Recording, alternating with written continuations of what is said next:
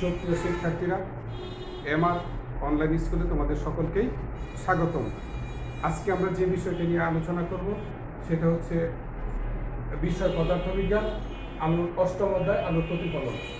আজকে আমাদের আলোচ্য বিষয় হচ্ছে আলোর প্রকৃতি।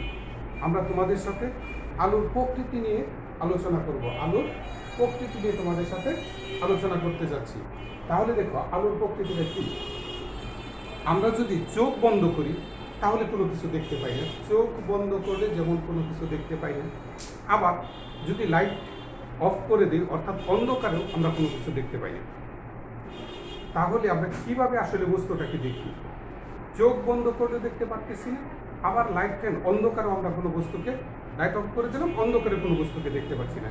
কিভাবে আমরা বস্তুটাকে দেখতে পাচ্ছি? মূলত আমাকে বস্তুটাকে দেখার প্রধান কারণটা কি, উৎসটা কি? তাহলে চোখ আমাদের বস্তুটাকে দেখতেছে, সেটা আজকে থেকে বহু বছর পূর্বে অর্থাৎ প্রাচীন যুগের বিজ্ঞানীদের ধারণা ছিল চোখ থেকে একটা কিছু দিয়ে বস্তুটাকে দেখার অনুভূতি জাগায়। আসলে এটার কোনো বৈজ্ঞানিক কোনো ভিত্তি ছিল না বিধায় শুধু অনুমান নির্ভর একটা ধারণা ছিল। পরবর্তীতে দশম শতাব্দীর গোড়ার দিকে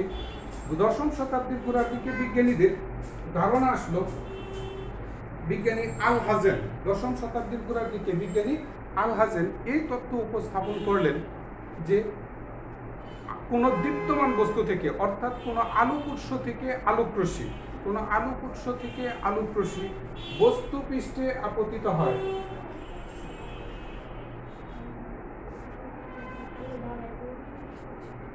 বস্তু পৃষ্ঠ থেকে আলোক রশ্মি কোনো আলোক উৎস থেকে আলোক রশ্মি বস্তু পৃষ্ঠে আপতিত হয়ে বস্তু পৃষ্ঠ থেকে প্রতিফলিত হয়ে যখন আমাদের চোখে প্রবেশ করে তখন আমরা বস্তুটাকে দেখতে পাই। এই দশম শতাব্দীর গোড়ার দিকে যে বিজ্ঞানী, ইনি হচ্ছেন আরবীয় বিজ্ঞানী আল হাসান। আরবে ছিল ওনার নাম ছিল আল হাসান, ইউরোপে তার নাম ছিল আল হাজেন নামে পরিচিত ছিলেন ইউরোপে। এই ভিত্তিতে আমাদের সর্বশেষ এখন পর্যন্ত যে প্রতিষ্ঠিত আছে সেটা হচ্ছে, একটু খেয়াল করো, দীপ্তমান বস্তু থেকে অর্থাৎ আলোক উৎস থেকে আলোক রশ্মি প্রথমে বস্তু পৃষ্ঠের উপর আপতিত হচ্ছে। আলোক উৎস থেকে আলোক রশ্মি বস্তু পৃষ্ঠে আপতিত হচ্ছে, বস্তু পৃষ্ঠ থেকে প্রতিফলিত হয়ে আলোক রশ্মিটা যখন আমাদের চোখে প্রবেশ করছে, চোখে প্রবেশ করার পর চোখের অক্ষিগুলোকে পিছন দিকে রেটিনা নামক একটা জায়গায় গিয়ে মিলিত হয়। সেই রেটিনায় বস্তুর একটা বাস্তব এবং উল্টাবিম্ব গঠন করে। রেটিনা অর্থাৎ মস্তিষ্ক বিশেষ প্রক্রিয়ার সাহায্যে সেই উল্টাবিম্বটাকে সোজা করে আমরা বস্তুটাকে দেখতে পাই। অর্থাৎ বস্তুর হুবহু আকৃতিটা দেখার জন্য আমাদেরকে সহযোগিতা করতেছে রেটিনায়। অর্থাৎ আবার আমি বলতেছি, আলোক উৎস থেকে আলোক রশ্মি প্রথমে বস্তু পৃষ্ঠের উপর আপতিত হবে, বস্তু পৃষ্ঠ থেকে প্রতিফলিত হয়ে আলোক রশ্মি যখন আমাদের চোখে প্রবেশ করবে তারপর আমরা বস্তুটাকে দেখতে পাবো। এবং আলোক উৎসটাকে তাহলে আমরা কিভাবে দেখবো? আলোক উৎস থেকে সরাসরি আলোক রশ্মি আমাদের চোখে যদি প্রবেশ করে তাহলেই আমরা বস্তুটাকে দেখতে পাবো। তাহলে আমরা এক কথায় বলতে পারি যে কোনো বস্তু থেকে আলোক রশ্মি প্রতিফলিত হয়ে যদি আমাদের চোখে প্রবেশ করে তাহলে আমরা দেখতে পাই। কোনো বস্তু থেকে আলোক রশ্মি যখন আমাদের চোখে প্রবেশ করে তখনই আমরা দেখতে পাই। মূলত দীপ্তমান বস্তু ছাড়া অর্থাৎ আলোক উৎস ছাড়া আমাদেরকে এই পৃথিবীর কোনো কিছুই দেখা সম্ভব নয়। অর্থাৎ পৃথিবী যদি আলোকিত না থাকতো, এই ভুবনটা যদি আলোকিত না হতো তাহলে আমরা এই পৃথিবীর কোনো কিছুই দেখতে পারতাম না। তাহলে আলোক উৎসের মাঝখানে সর্বপ্রথম যে আলোক উৎসটার কথা আমরা বিবেচনা করতে পারি এবং সর্বপ্রধান যে আলোক উৎস সেটা হচ্ছে কি? সূর্য। এছাড়া আরও আলোক উৎস আছে, যেমন মোমবাতি, জ্বলন্ত মোমবাতির কথা বলতে পারি, দীপ্তমান কোনো বস্তু, জ্বলন্ত বস্তু, হারিকেনের কথা বলতে পারি, আমরা মাটির প্রদীপের কথা বলতে পারি। এগুলো হচ্ছে কি? অর্থাৎ যেসব বস্তু থেকে আলোক রশ্মি ছড়ায় অর্থাৎ সেগুলোকে বলতে পারি কি আমরা? দীপ্তমান বস্তু। তাহলে দীপ্তমান বস্তু থেকে আলোক উৎস বস্তু পৃষ্ঠের উপর আপতিত হলে বস্তু পৃষ্ঠ থেকে প্রতিফলিত হয়ে যখন আমাদের চোখে প্রবেশ করবে তখন আমরা বস্তুটা দেখতে পাবো। এর আগে বস্তু আমাদের দেখার কোনো উপায় নেই। তাহলে আমরা বলতে পারি আলো কাকে বলে? আলো এক প্রকার শক্তি, যা শক্তি বা বাহ্যিক কারণ যা আমাদের চোখে প্রবেশ করে দর্শনের অনুভূতি জাগায়। আমি আবার আলো কাকে বলে আলোর সংজ্ঞাটা দিতে পারি। আলো এক প্রকার শক্তি বা বাহ্যিক কারণ যা আমাদের চোখে প্রবেশ করে দর্শনের অনুভূতির জায়গায়। আমরা যদি সংজ্ঞাটা দিতে চাই, তোমরা যদি কেউ লিখতে চাও তাহলেও লিখতে পারো। আলো কাকে বলে? আলো এক প্রকার শক্তি। আমরা এখানে সংজ্ঞাটা একটু লিখে ফেললাম। আলো কাকে বলে একটু লিখে নিতে পারো। আলো এক প্রকার শক্তি। আলো এক প্রকার শক্তি বা বাহ্যিক কারণ। বাহ্যিক কারণ যা আমাদের চোখে প্রবেশ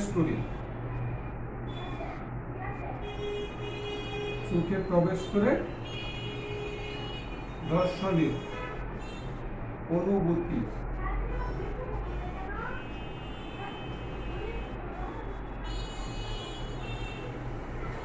জায়গায়। তার আলো সংজ্ঞাটা দিতে পারি আমরা। আলো এক প্রকার শক্তি বা বাহ্যিক কারণ যা আমাদের চোখে প্রবেশ করে দর্শনের অনুভূতি জায়গায়। সুতরাং তাহলে আমরা বলতে পারি আলো এক প্রকার শক্তি যা আমাদের চোখে প্রবেশ করে দর্শনের অনুভূতি জায়গায়। এখন যদি আমরা এই আলো প্রকৃতি সম্পর্কে আরো বলতে চাই, আলো এক ধরনের তড়িৎচুম্বক তরঙ্গ। আলো এক প্রকার তড়িৎচুম্বক তরঙ্গ। আলো আরো বলতে পারি আলোটা কি? আলো এক প্রকার তড়িৎচুম্বক তরঙ্গ। তড়িৎচুম্বক তরঙ্গ। আলো এক ধরনের তড়িৎচুম্বক তরঙ্গ। এখন এই যে এই আলোক রশ্মি যখন আমাদের চোখে প্রবেশ করে, তখন বিভিন্ন বর্ণের আমরা বস্তুটাকে দেখতে পাই। বিভিন্ন বর্ণের। এটার মূলত কারণ হচ্ছে আলোর প্রকৃতি। সাদা আলোর প্রকৃতি হচ্ছে যৌগিক। সাদা আলো থেকে 7টি বর্ণের আলোক রশ্মি যখন বেরিয়ে যায়, 7টি বর্ণের আলোক রশ্মি যখন বেরিয়ে যায়, তখন আমরা বিভিন্ন রঙের বস্তুটাকে দেখতে পাই। অর্থাৎ যদি সবুজ রঙের কোনো বস্তুর উপর আলোক রশ্মিটা পড়ে, সেই সবুজ রং ব্যতীত বাকি যে রঙগুলো আছে সবগুলোকে শোষণ করে নেয়। সেখান থেকে প্রতিফলিত হয়ে শুধুমাত্র সবুজ রঙের যে তরঙ্গ দৈর্ঘ্যটা আছে সেটা আমাদের চোখে প্রবেশ করে, তখন আমরা বস্তুটাকে সবুজ দেখি। তাই বলা হচ্ছে আলো এক প্রকার তড়িৎ চুম্বক তরঙ্গ বা বিদ্যুৎ চুম্বক তরঙ্গ। আলো এক ধরনের বিদ্যুৎ চুম্বক তরঙ্গ।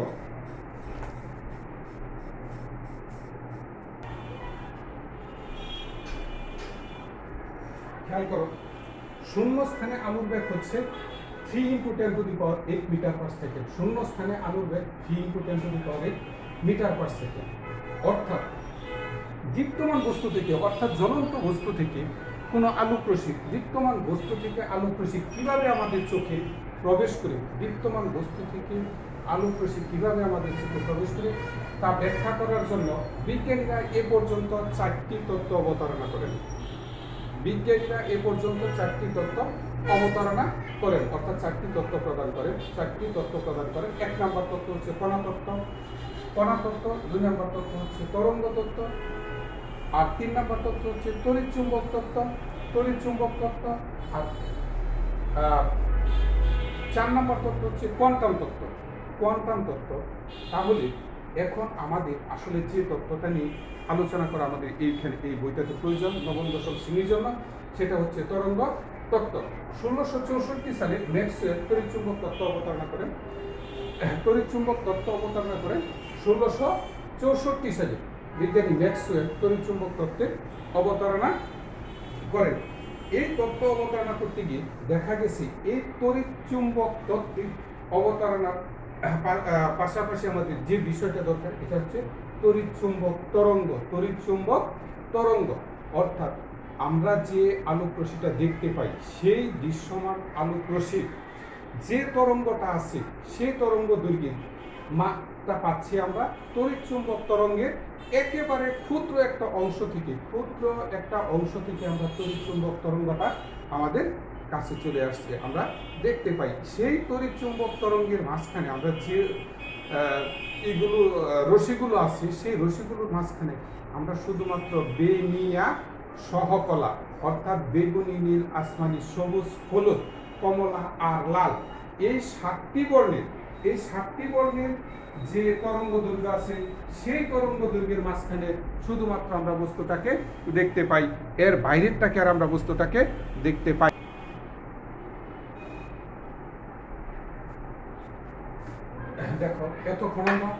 চুম্বকীয় তরঙ্গ নিয়ে তোমাদের সাথে কথা বললাম যে তড়িৎ চুম্বকীয় আলো এক ধরনের তড়িৎ চুম্বকীয় তরঙ্গ। আসলে তড়িৎ চুম্বকীয় জিনিসটা কি? তড়িৎ চুম্বক তরঙ্গটা হচ্ছে পরিবর্তনশীল তড়িৎ ক্ষেত্র ভেক্টর। পরিবর্তনশীল তড়িৎ ক্ষেত্র ভেক্টর এটাকে আমরা আসলে মূলত প্রকাশ করি ই দ্বারা। পরিবর্তনশীল তড়িৎ চুম্বক ক্ষেত্র ভেক্টর ই ও চুম্বক ক্ষেত্র ভেক্টর, চুম্বক ক্ষেত্র ভেক্টর বি। চুম্বক ক্ষেত্র ভেক্টরটাকে আমরা বি দ্বারা প্রকাশ করি, যদি আমাদের 19 বই বি দ্বারা এখানে প্রকাশ করা হয় নাই। পরিবর্তনশীল তড়িৎ ক্ষেত্র ভেক্টর ও চুম্বক ক্ষেত্র ভেক্টর পরস্পর সমকোণে কম্পিত হলে এদের উভয়ের সাথে লম্বভাবে একটি তরঙ্গ বায়ু বা শূন্য মাধ্যমে 3 × 10⁸ মিটার/সেকেন্ড বেগে সঞ্চালিত হলে তাকে তড়িৎ চুম্বক তরঙ্গ বলি।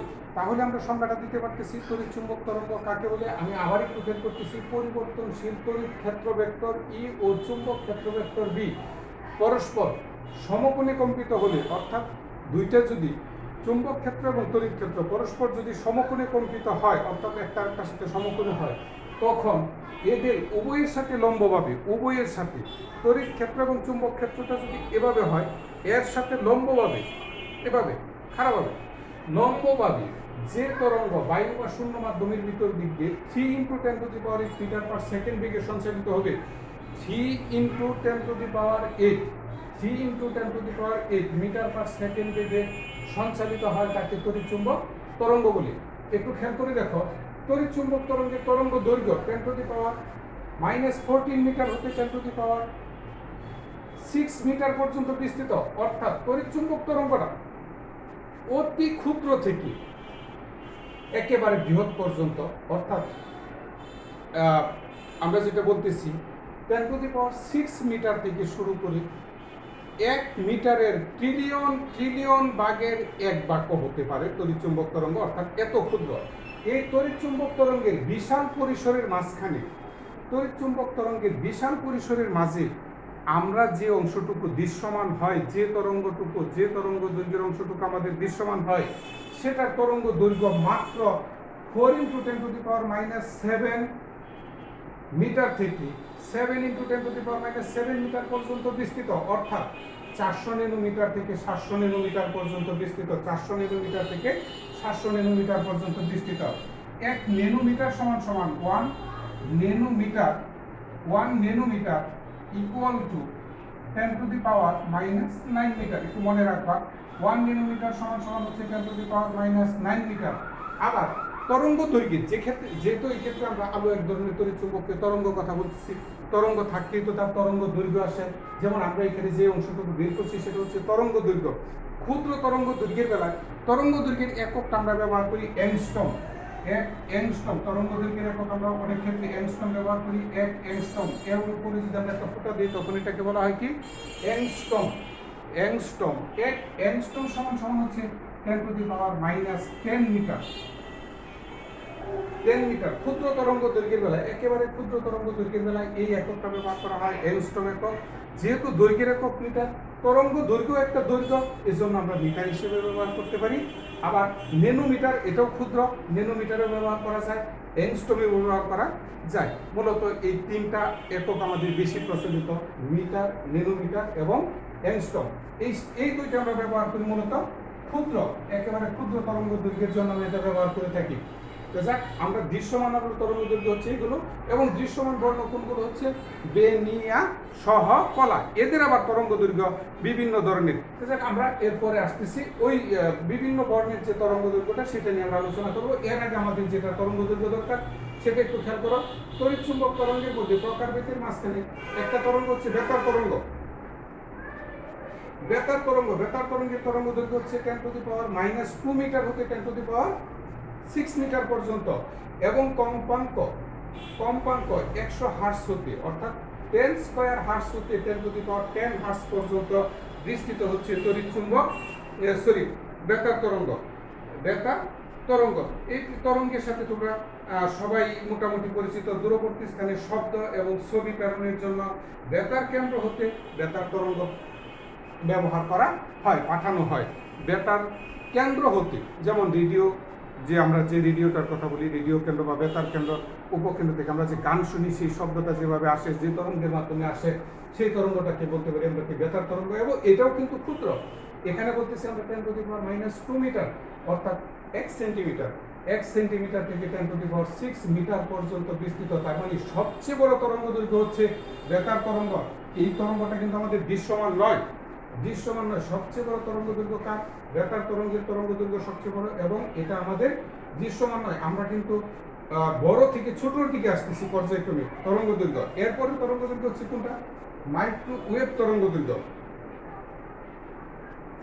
মাইক্রোওয়েভ তরঙ্গ দৈর্ঘ্য, এটাও তরঙ্গ দৈর্ঘ্য হচ্ছে 10⁻³ মিটার হতে 10⁻1 মিটার পর্যন্ত বিস্তৃত। 10⁻³ মিটার থেকে 10⁻1 মিটার, এবং কম্পাঙ্ক হচ্ছে 10⁹ হার্টজ হতে 10⁻11 হার্টজ পর্যন্ত।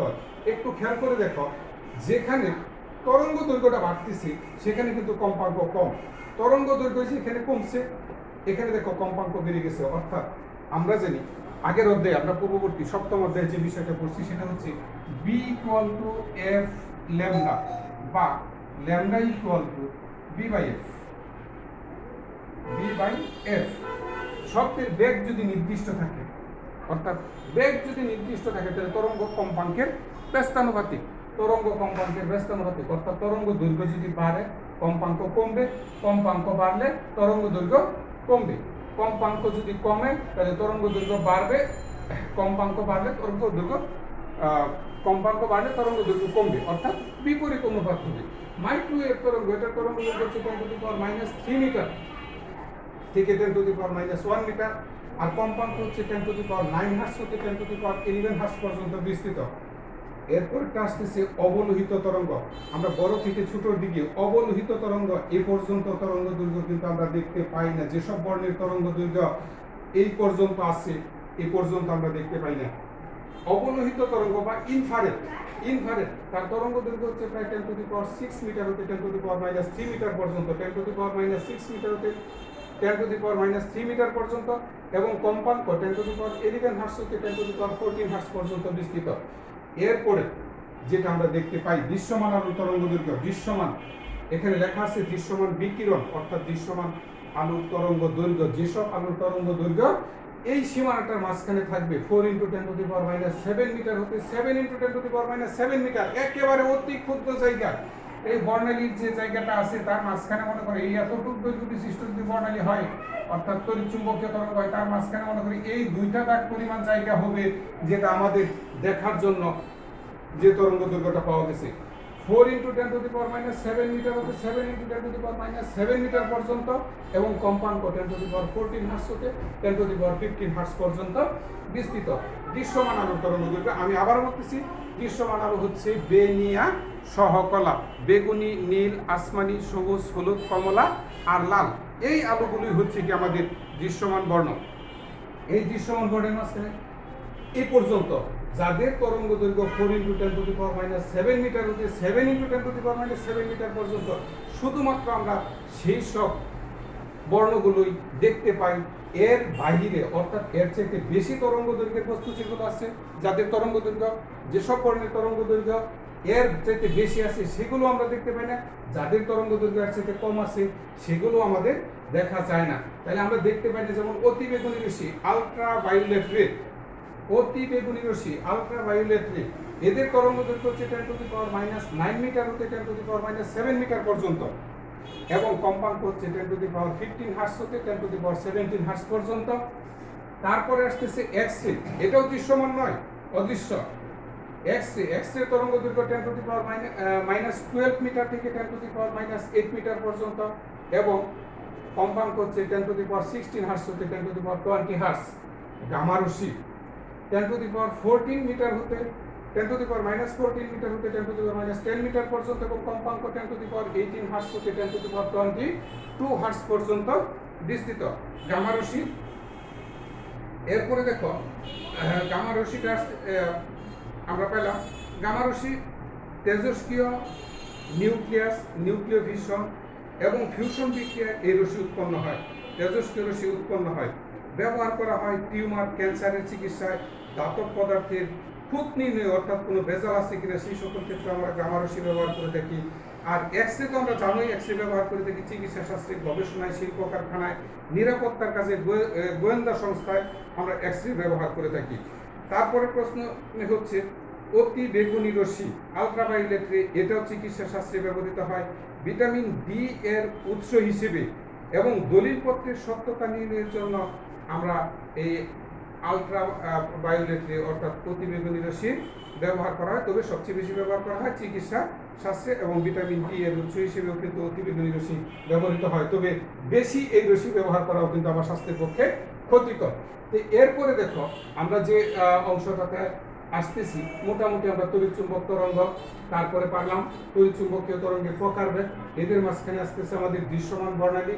দৃশ্যমান বর্ণালীর মাঝখানে আমাদের দৃশ্যমান বর্ণালী আছে আমাদের কয়টা? 7টা, বেনিয়া, সহকলা। এছাড়াও রঙের আরো বিভিন্ন ভাগ আছে। মূলত বর্ণালীটা হচ্ছে বিজ্ঞানী নিউটন এই বিষয়টা আবিষ্কার করছিলেন বর্ণালী। উনি একদিন ঘরের ভিতরে জানালার ছিদ্র দিয়ে সূর্যের আলোক রশ্মি যখন প্রবেশ করছে, সেই আলোক রশ্মি চলার পথে একটা প্রিজম স্থাপন করে এই আলোক রশ্মিটা অপর পাশে যখন দেয়ালটাতে পড়ছিল, তখন দেয়ালে সেই 7টা বর্ণের অর্থাৎ রংধনুতে আমরা যে 7টা রং পাই, সেই রংধনুর 7টা রঙের প্রলেপ দেখতে পান, এবং সেখান থেকেই তিনি এই বর্ণালীটা বের করেন। সেই বর্ণালী আমরা তরঙ্গ দৈর্ঘ্যটা একটু দেখে নিব, যে আমরা যে দৃশ্যমান বর্ণালীগুলো দেখতে পাই, যেহেতু আমাদের দৃশ্যমান তরঙ্গ দৈর্ঘ্য 4 × 10⁻⁻7 হতে, এই 4 × 10⁻⁻7 হতে 7 × 10⁻⁻7 মিটার পর্যন্ত বিস্তৃত। এই দৃশ্যমান বর্ণালীর মাঝখানে কোন কোন বর্ণের তরঙ্গ দৈর্ঘ্য এই সীমার মধ্যে আছে, সেটা আমরা একটু এখন দেখে নিব, যে কি কি পাওয়া যায় এই সীমার মধ্যে, এবং এদের তরঙ্গ দৈর্ঘ্যটা কত আছে, তরঙ্গ দৈর্ঘ্য কত সেই বিষয়। দেখো দৃশ্যমান বর্ণালীগুলোর মাঝখানে আছে আমাদের বেনিয়া, সহকলা। এই বেনিয়া সহকলার মাঝখানে বেগুনি, নীল, আসমানি, সবুজ, হলুদ, কমলা আর লাল, এটা তোমরা সবাই আগে থেকে পরিচিত আছো। বেগুনি আলোর তরঙ্গ দৈর্ঘ্য হচ্ছে 380 থেকে 425 ন্যানোমিটার পর্যন্ত। আমরা বলছিলাম দৃশ্যমান আলোর তরঙ্গ দৈর্ঘ্য হচ্ছে 400 থেকে, দৃশ্যমান আলোর তরঙ্গ দৈর্ঘ্য হচ্ছে 400 থেকে 700 ন্যানোমিটার পর্যন্ত। কিন্তু বেগুনি আলোর তরঙ্গ দৈর্ঘ্য দেখা যাচ্ছে 380 থেকে 425 ন্যানোমিটার। বেগুনি আলোর তরঙ্গ দৈর্ঘ্য 380 থেকে 425, 380 থেকে 425 হচ্ছে বেগুনি ন্যানোমিটার, এত বেগুনি। এখন প্রশ্ন হলো আমাদের দৃশ্যমানটা হচ্ছে কত পর্যন্ত?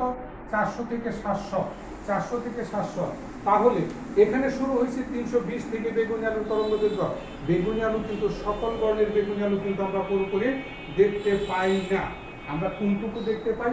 যেমন অতি বেগুনি রশ্মি, যেটাকে আমরা বলতেছি আলট্রাভায়োলেট রে, সেটা কিন্তু আমাদের জন্য দৃশ্যমান নয়।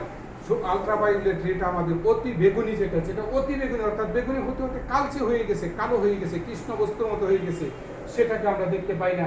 সেটা তোমার এই এখান থেকে 20 নিচে নেমে আসছে, অর্থাৎ 400 থেকে যে 20 নিচে নেমে আসছে, সেই 20টা হলো এই এর মাঝখানে অতি বেগুনি রশ্মির মাঝে চলে গেছে। অর্থাৎ দেখার জন্য আছে 400 থেকে 380 থেকে 425 পর্যন্ত। তার মানে আমাদের দৃশ্যমান হচ্ছে 400 থেকে 700 ন্যানোমিটার পর্যন্ত, কিন্তু এটা হচ্ছে 425। তার মানে আমরা 425 পর্যন্ত দেখতে পাই। যে 20 নিচে আছে সেটা অতি বেগুনি রশ্মি, ওই অতি বেগুনি রশ্মিটা আমরা দেখতে পাই না। তার মানে বেগুনি ভায়োলেট এর তরঙ্গ দৈর্ঘ্য হচ্ছে 380 থেকে 425 মিটার। বেগুনি সম্পূর্ণ বেগুনি রঙটা দেখাচ্ছে না, যেটা গাঢ় অতি বেগুনি, যেটা আলট্রাভায়োলেট রে, সেটা আমরা খালি চোখে দেখতে পাই না, অর্থাৎ আমাদের দৃশ্যমান নয়। নীল ইন্ডিগো এর তরঙ্গ দৈর্ঘ্য হচ্ছে 425 ন্যানোমিটার থেকে 445 ন্যানোমিটার পর্যন্ত, 425 ন্যানোমিটার থেকে 445 ন্যানোমিটার পর্যন্ত। আসমানি 445 থেকে 500 ন্যানোমিটার পর্যন্ত, সবুজ 500 থেকে 575 ন্যানোমিটার পর্যন্ত, হলুদ 575 থেকে 585 ন্যানোমিটার পর্যন্ত এর তরঙ্গ দৈর্ঘ্য। কমলা তরঙ্গ দৈর্ঘ্য হচ্ছে 585 থেকে 620 ন্যানোমিটার, আর লালের তরঙ্গ দৈর্ঘ্য হচ্ছে 620 থেকে 780। এখানেও একটু প্রবলেম রয়ে গেছে, 620 থেকে 780 ন্যানোমিটার হচ্ছে, কিন্তু আমাদের দৃশ্যমান তো মাত্র 700। দৃশ্যমান তরঙ্গ দৈর্ঘ্য হচ্ছে 700 ন্যানোমিটার পর্যন্ত, 400 থেকে 700 ন্যানোমিটার পর্যন্ত বিস্তৃত দৃশ্যমান যেটা, সেটার তরঙ্গ দৈর্ঘ্য 400 থেকে 700 ন্যানোমিটার। কিন্তু এখানে আমরা 620 থেকে 780 পর্যন্ত, তাহলে 700-র উপরে আরো 80 আছে, 780, তার মানে 700-র উপরে যে 80টা আছে সেটা হচ্ছে অবলোহিত তরঙ্গ দৈর্ঘ্য। অবলোহিত তরঙ্গ দৈর্ঘ্য যেটাকে আমরা বলি ইনফ্রারেড তরঙ্গ দৈর্ঘ্য, সেটা অবলোহিত 700-র উপরে, 700 পর্যন্ত আমরা দেখতে পাই। লাল আলোর তরঙ্গ দৈর্ঘ্য হচ্ছে 720 থেকে 780, আমাদের দৃশ্যমান হয় 620 থেকে 780 পর্যন্ত, আমাদের দৃশ্যমান হচ্ছে 700 পর্যন্ত। এর উপরে যেটা আসতেছে সেটা হচ্ছে অবলোহিত রশ্মি, সে এর উপরে যে রশ্মিটা পাচ্ছি আমরা সেটা অবলোহিত রশ্মি। এই হচ্ছে মোটামুটি সাধারণত আলুর প্রকৃতি। এছাড়া আমরা পরবর্তী যে আমরা ক্লাসটা নিব সেই ক্লাসে আলুর বৈশিষ্ট্য এবং আলুর প্রতিফলন, এখান থেকে আমরা শুরু করব। আলুর বৈশিষ্ট্যের একটা বৈশিষ্ট্য হচ্ছে আলুর প্রতিফলন, সেই প্রতিফলন থেকে এবং আলুর বৈশিষ্ট্যটা একটু পড়ি, তারপর আলুর প্রতিফলন করে আমরা আমাদের পরবর্তী ক্লাসে প্রবেশ করব। অর্থাৎ পার্ট 2-তে তোমরা আলুর প্রতিফলনের অংশটুকু পাবে, পরবর্তী অংশটুকু। এভাবে আমরা পর্যায়ক্রমে পার্ট 1, পার্ট 2, পার্ট 3 এভাবে আলুর প্রতিফলনের অধ্যায়টা সম্পূর্ণ শেষ করব। সুপ্রিয় শিক্ষার্থীরা, তোমরা সম্পূর্ণ ক্লাসটা পর্যায়ক্রমে দেখবে। ইউটিউব চ্যানেলে MR অনলাইন স্কুল এই নামে দেখতে পারবে, অথবা মুস্তাফিজুর রহমান এই নাম দিয়ে সার্চ দিলেও এটা বেরিয়ে আসবে। সুপ্রিয় শিক্ষার্থীরা, তোমাদের সবাইকে ধন্যবাদ। আজকে এ পর্যন্তই। আল্লাহ হাফেজ।